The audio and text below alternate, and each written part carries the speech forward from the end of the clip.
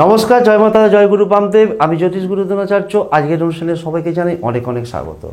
পৃথিবীর যে প্রান্ত থেকে এই অনুষ্ঠান দেখুন না কেন, আশা করি প্রত্যেকে ভালো আছেন, সুখে আছেন, শান্তিতে আছেন।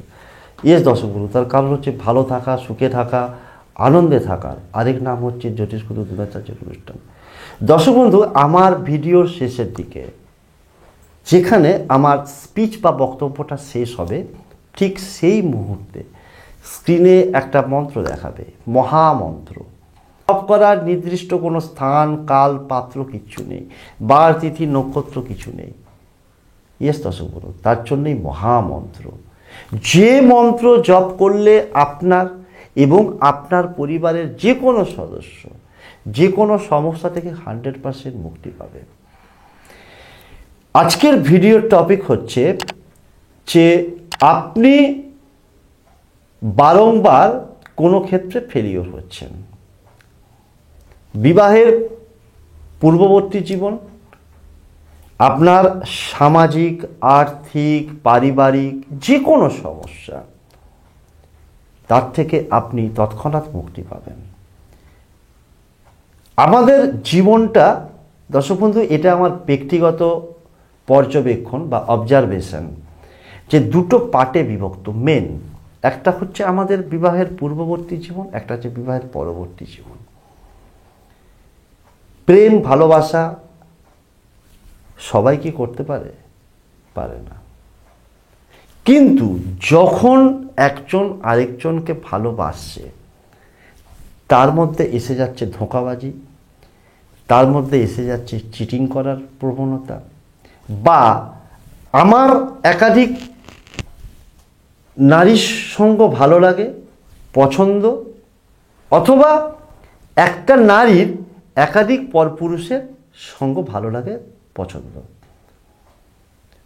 কিন্তু তার পরিণতি যেটা আলটিমেট, কেউ বলতে পারবে যে আমি আমার ভালোবাসার মানুষকে ঠকিয়েছি, ছেড়ে দিয়েছি, আমি ভালো আছি, আমি সুখে আছি, শান্তিতে আছি?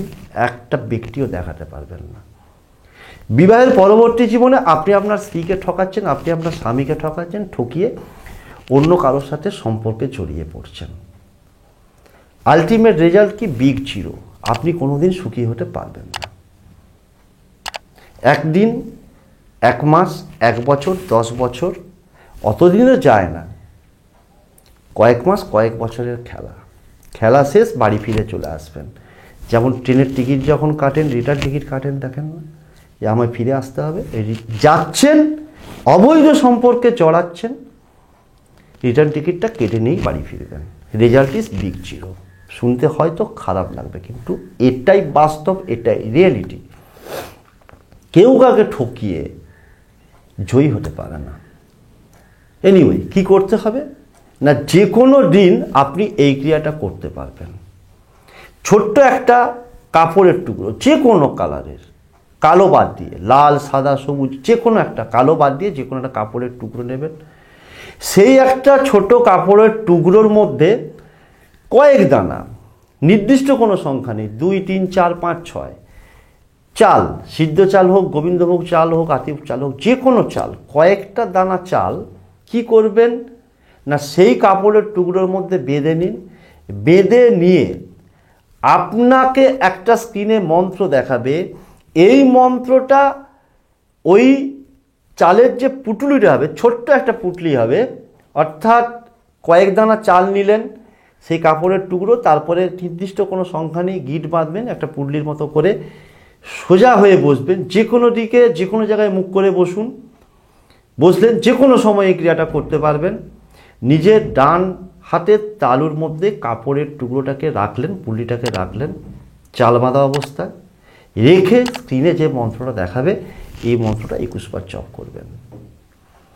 21 বার যখন জপ করবেন, আবারও বলার অপেক্ষা রাখে না। যারা আমার ভিউয়ার্স, পুরনো সাবস্ক্রাইবার, তারা জানেই যে গুরুজি কি করতে বলছেন। যারা নতুন, তাদের জন্য বলা, যাকে আপনি বশ করতে চাইছেন, যাকে ফিরিয়ে আনতে চাইছেন, প্রিয়তম, প্রিয়তমা, ex boyfriend, boyfriend, girlfriend, anybody else, husband, wife, তার মুখটা ভালো করে স্মরণ করবেন। 21 বার জপ করা হয়ে গেল। 21 বার জপ করার পর ওই চালের পুডলিটাকে আপনি যে বিছানায় শুচ্ছেন আপনার মাথার দিকে বালিশের তলায় অথবা বিছানার তলায় রেখে আপনি ঘুমোবেন। তাহলে একদিন করলেন, আবার পরের দিন একইভাবে যে কোনো সময়ে একইভাবে কয়েক দানা চাল নিলেন, আবার একটা কাপড়ের টুকরো কেটে রেখে দিলেন, তার মধ্যে চাল নিলেন, চালটা পুডলি করে বাঁধলেন, স্কিনে ওই মন্ত্রটাই 21 বার জপ করবেন, বসকারীর মুখ স্মরণ করতে করতে আবার ওই চালের সেকেন্ড দিন অর্থাৎ দ্বিতীয় দিনেও আপনি চালের পুডলিটাকে আপনার বালিশ অথবা বিছানার তলায় রেখে ঘুমিয়ে পড়লেন।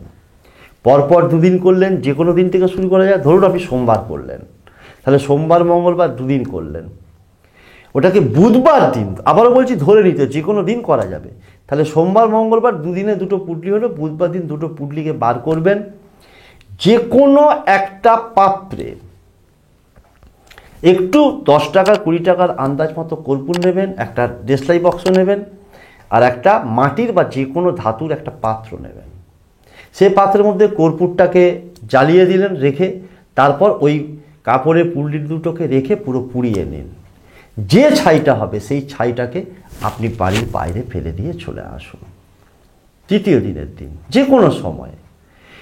যদি মাটির পাত্র হয় মাটির পাত্র সমেত ছাইটাকে বাইরে ফেলে দিন, অথবা যদি অন্য কোনো পাত্র হয় তাহলে ছাইটাকে ফেলে ওই পাত্রটাকে ধুয়ে আপনি আপনার কাছে ব্যবহার করতে পারবেন।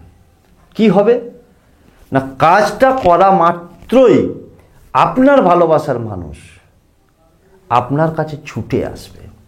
That is challenge. দর্শক বন্ধু, মন্ত্রটা স্ক্রিনে দেখাচ্ছে, মন্ত্রটা হচ্ছে ওং কালুয়া ধুকর সমতত নায়ে স্বাহা।